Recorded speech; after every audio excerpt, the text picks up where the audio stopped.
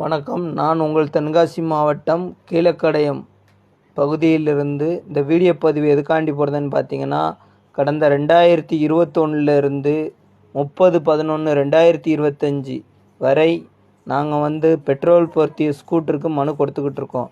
இந்த கீழக்கடையம் பகுதியில் கிட்டத்தட்ட ஒரு 7 மாற்றுத்திறனாளிகளுக்கு பென்ஷன் வரல, 10 மாற்றுத்திறனாளிகளுக்கு வாகனமே கிடைக்கல. பெட்ரோல் பொருத்திய ஸ்கூட்டருக்கு மனு அளித்து, அதாவது இன்டர்வியூன்னு தென்காசி மாவட்ட ஆட்சியர் அலுவலகத்துக்கு அலைய வச்சு, இந்த வீடியோவில் வர நண்பர்கள்லாம் பாருங்கள், நடக்கவே முடியாமல் ரொம்ப கஷ்டப்பட்டுக்கிட்டு இருக்காரு. ஆனால் அவருக்கு கூட வண்டி கிடைக்கல.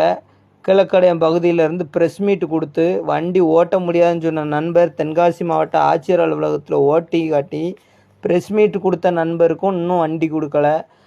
அப்போது இந்த ஆட்சி என்ன செய்து கொண்டிருக்கிறது? தென்காசி மாவட்ட ஆட்சியரிடம் கிட்டத்தட்ட 40 பெட்டிஷன் கொடுத்துருக்கோம்.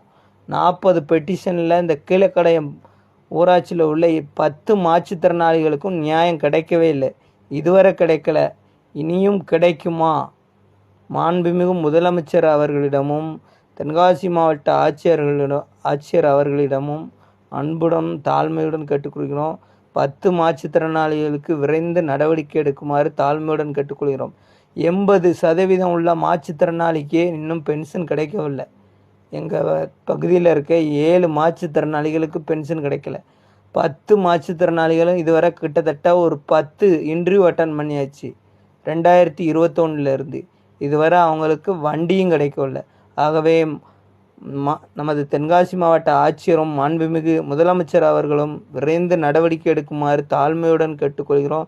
மக்களே, இந்த வீடியோவை அதிகமாக ஷேர் பண்ணுங்கள். ஒரு கஷ்டப்பட்ட மாற்றுத்திறனாளிகளுக்காண்டி உங்களால் முடிஞ்ச ஒரு இதுனா இந்த வீடியோவை அதிகமாக ஷேர் பண்ணுங்கள் மக்களே. நன்றி, வணக்கம். நான் உங்கள் நண்பன்.